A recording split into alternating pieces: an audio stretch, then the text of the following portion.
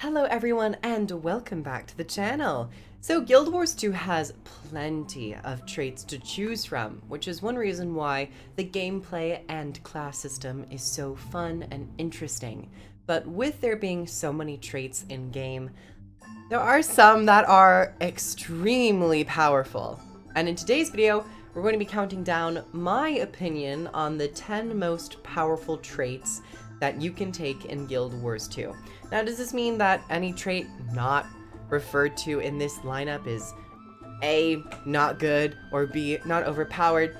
Not necessarily. There are probably outliers and plenty other traits that are equally as good and or more, though my number one slot is like kind of unbeatable in my opinion. I have curated a list of 10 traits, and I'm going to go over 10 being still pretty potent if you think about it, and then 1 being like, oh my gosh, I cannot believe that this trait still functions the way that it does and hasn't been touched for years. Spoiler alert, little hint. But let's start out with number 10. For our number 10 slot, it's actually a trait that was recently changed. Now, I don't think that this one is the most OP in the world. However, it is a little unnecessary in terms of its power. This is Elemental Refreshment on Weaver. This trait is a minor trait, meaning that you don't actually have to choose it. You just always have it. Whenever you use a dual attack on Weaver, you give yourself barrier. They've updated this to also pulse the barrier to allies. Now, this is the type of power creep that I'm not really a fan of. You don't actually have to choose this trait. It's not something that you're specializing into. It's just more so passive power creep in terms of survival. And that's why I placed it at number 10. Number 9, we have a combo. Now, I could have put this at like 9 and 8, but I think it fits so well together that it has to be a combo. This is for the Virtuoso, the traits Blade Turn Refrain and Duelist's Reversal. Blade Turn Refrain gives you Aegis whenever you use your Profession Shatters or your Blade Songs, and Duelist Reversal allows you to gain boons whenever you evade or block an attack. These boons being Quickness, Fury, and Regen. Blade Turn Refrain is incredibly strong when you think about it. Having such ample access to Aegis is extremely important and really, really impactful. When you pair this up with the trait Duelist Reversal, you have even more of a chance to get access to these very valuable boons, particularly Quickness and also Fury. Regen is there mostly just to keep you alive, but in terms of Quickness, it is extremely, extremely impactful. The only reason that this is not higher up on the list is because this is self-application of these boons. And I think that is one saving grace to this trait that doesn't make it so OP where at the point I would have probably put it at the 2nd or the 3rd spot. Next up, we actually have the Untamed's Fervent Force Grandmaster trait. This is a trait which allows you to reduce your cooldowns whenever you interrupt or use a disabling skill on an enemy. And in PvE, it reduces the cooldown by 4 seconds per crowd control effect. So if you pair up a bunch of CC skills on your loadout, you can reduce your cooldowns exponentially, not even including Alacrity. And Fervent Force allows you to just keep spamming those abilities. In a PvE environment, it is really fun and you can get a lot of use out of this, but in more competitive areas, it's been tuned down a little bit. Still, it is a very strong trait. Next up, Righteous Rebel. This is for the Renegade. This impacts your orders from above Profession mechanic, which is, I believe, on your F3 or F4. And this pulses out Alacrity. What this trait does is it increases the radius and it increases the amount of pulses. And it also allows your passive Kala's Fervor buff to reduce the condition damage that you take. That one's kind of just a minor thing that feels somewhat tacked on, but the big player in this situation is the increase to Alacrity.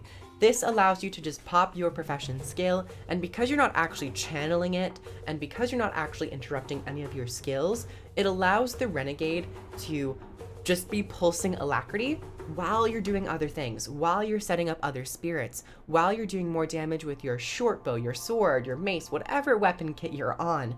It allows you to just be this passive conduit of Alacrity. It's really, really good. Next up, we have Last Rites.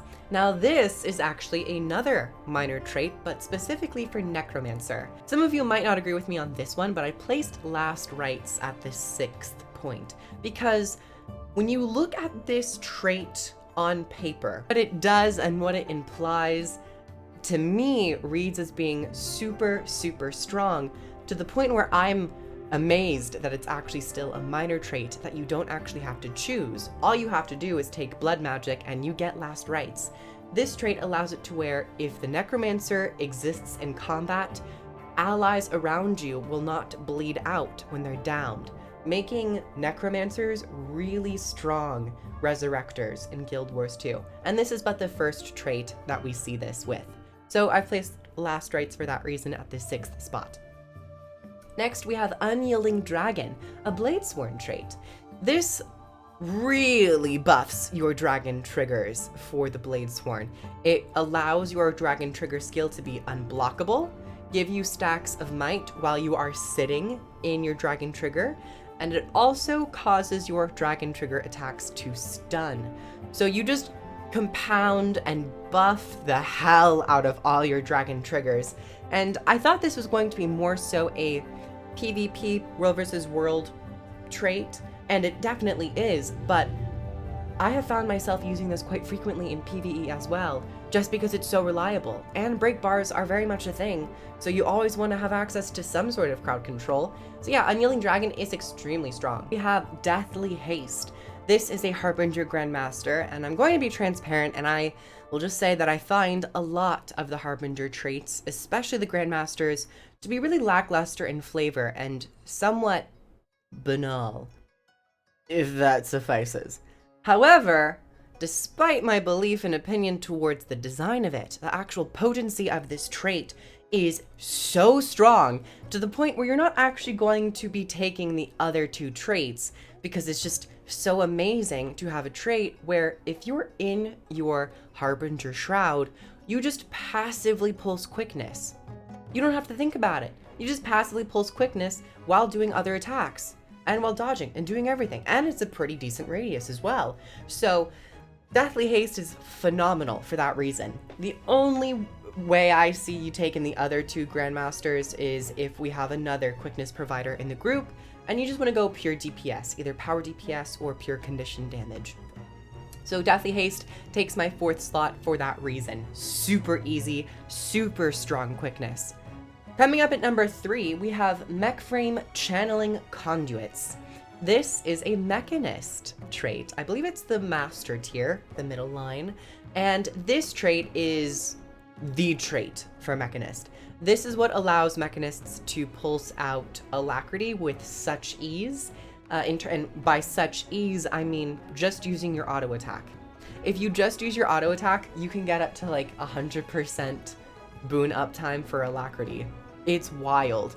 And especially if you're playing a support build, you also gain access to other tools in your toolkit with concentration, healing, barrier application. So Mech Frame Channeling Conduit is super strong. Not only does it allow you to pulse out Alacrity when you passively grant barrier, it also gives your F2 for your mech straight up application for Alacrity. 6 seconds, in fact, which is really long. So Mech Frame Channeling Conduit, honestly 3rd slot, but I could see arguments for putting this at number 2. But for my number 2 slot, I have put Transfusion. This is the Necromancer Blood Magic Grand Master trait. Now, this is very iconic for Necromancer. However, I find it to be wildly too strong. This is the one trait in the game where if you play a Necromancer and have this trait selected, pressing your 4th ability for your Shroud, be it on Core, Necromancer, on Reaper, or if you're on Scourge, you're just pressing F4. If you use this ability, not only does it start to resurrect downed allies around you, it actually transports them to your current location. It teleports them.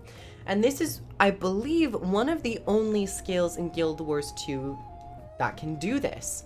And there are skills in other MMOs which allow you to target an ally and pull them towards you. But to have such a strong trait pull 5 downed allies towards you, start to res them, but not only res the downed bodies, but also pulse out heals to everyone else who's alive around you. It is an extremely strong trait, and I honestly think that a way to balance this and make it less awful in terms of just the overall power creep is to get rid of the teleport. I think the teleport mechanic could be left to an ability where you have to target an ally, because that seems a little bit more balanced. And it's not just because of the resurrection power, it's because you can actually position allies to a better location. So if they went down in an unfortunate scenario where they're in the fire and they had really poor placement of their character, it doesn't matter anymore because you can just pull them to safety. So it is a really significant crutch for many encounters, many open world situations, as well as PvE instance-based systems where you can just circumvent anyone's mistakes of positioning and not knowing where to stand, or actually being punished because you can save them so quickly. Now we come to my very first slot of, in my opinion, at this current moment, the most egregious trait that I find to be wildly overpowered. Not just for its potency, but for its position on the specialization line. Number 1 being Imbued Haste for the Firebrand. Now, some people might be like, what in the hell is Imbued Haste? I don't remember ever taking that trait. And you'd be correct, because you don't have to take it. It's just a part of your minor traits on Firebrand, so you don't actually have to choose it.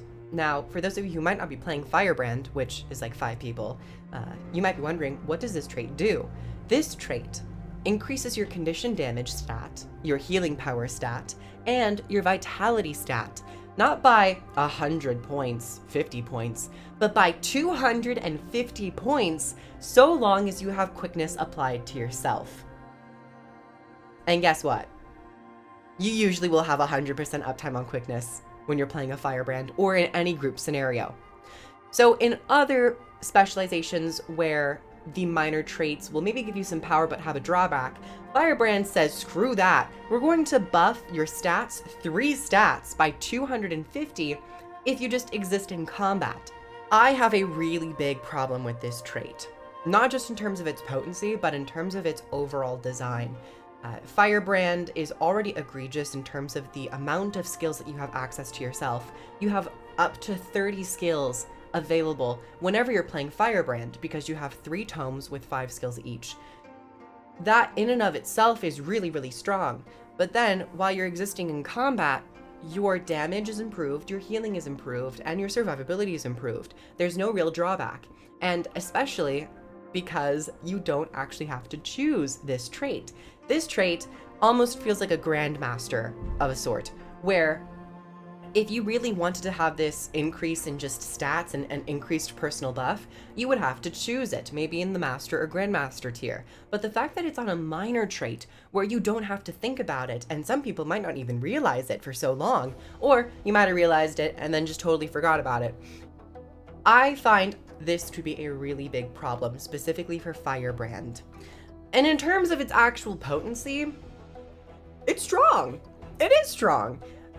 I might just be in a different place right now where I look at this and I do cringe, while other people would look at different Grandmasters and go, but KROOF, that is definitely like #1 slot. How could that ever exist?